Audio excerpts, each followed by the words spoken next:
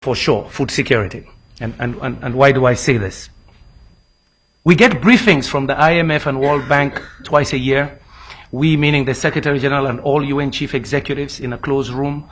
We talk about global economics, global politics, insecurity, terrorism, the group. We had a briefing this year that was an eye-opener. The IMF was looking at the world 20 years from now. Where will be the population centers, the growth centers, the expenditure centers around the world? And here are numbers they gave us. They predict that in 20 years, you're going to have about 2 to 3 billion people moving into the middle and higher income brackets in emerging economies, mainly in Asia. And so they decided to disaggregate that. Where would be these locations? And they said, okay, let's take food. Let's leave out all the other consumers. Let's just take food. What will these people be consuming in 20 years? And they said, we compare that with Japan, Korea, and others when they made that transition, when their income levels hit $3,000, $5,000, $6,000 per head. What was the consumption pattern? So they went and broke it down. Food, proteins. How do we produce? Where will be the production centers? So conclusion. They said to us in the briefing, the days of cheap energy are gone. The days of cheap food are gone. They said, but you know something? That population, 2, 3 billion, with purchasing power, they're going to need more televisions, more refrigerators, more of everything. So huge commodity demand. And the guy said, meanwhile, we have this other story of Africa hitting 1.4 billion people by 2030, about 2 billion, 2.5 billion by 2050. By 2030, over half of them in cities. Young men and women looking for jobs. Not enough energy to power those economies. That migration is preceding industrial transformation in those economies. In other parts, you had the industrialization moving people moving into this. This one is preceding. So you see it in Freetown, you see it in Lagos and in Addis. What are we going to do? Will they afford food? Anyway, that's the context we are. That's why I believe this work is important. I put this team together about 4 or 5 years ago because I had people talking about food security in the old style.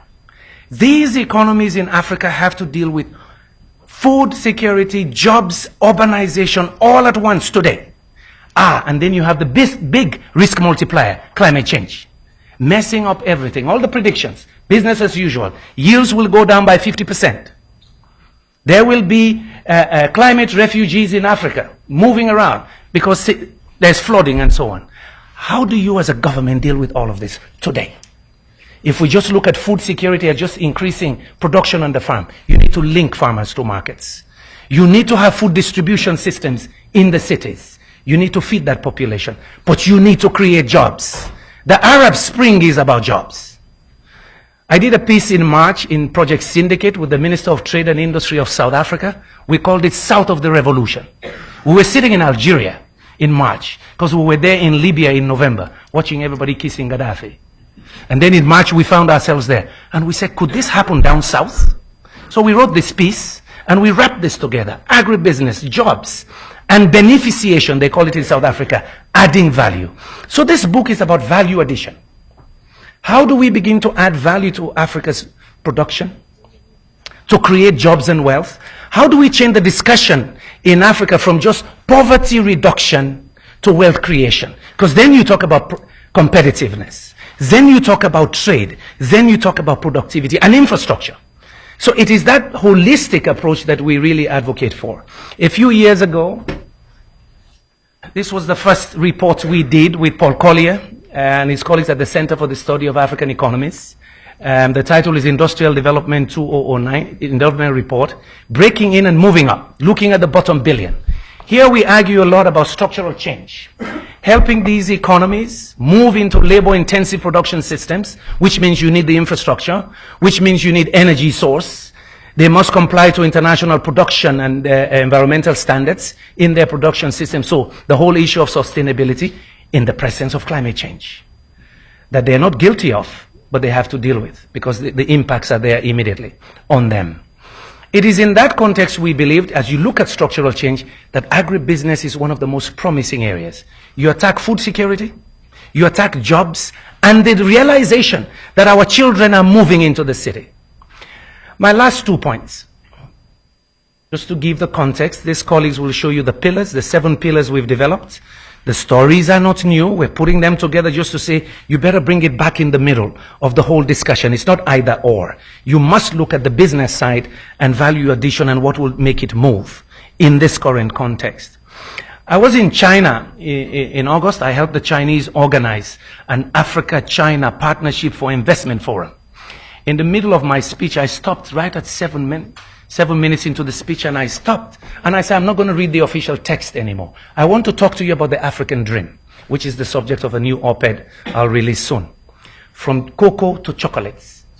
I say, you know, our dream, our children's dream, is to sell chocolates to 300 million Chinese.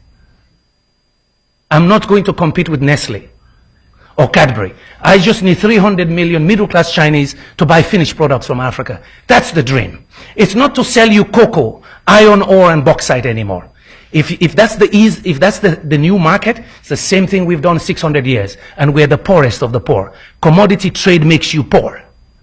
Every nation has been able to do structural transformation, add value, industrialize, move up the ladder to create wealth. So it's not just that missionary thing of giving aid. It's about business models that will make agribusiness happen. And what would it take? It's about energy access and infrastructure to link markets and compliance to standards. Very crucial in today's situation.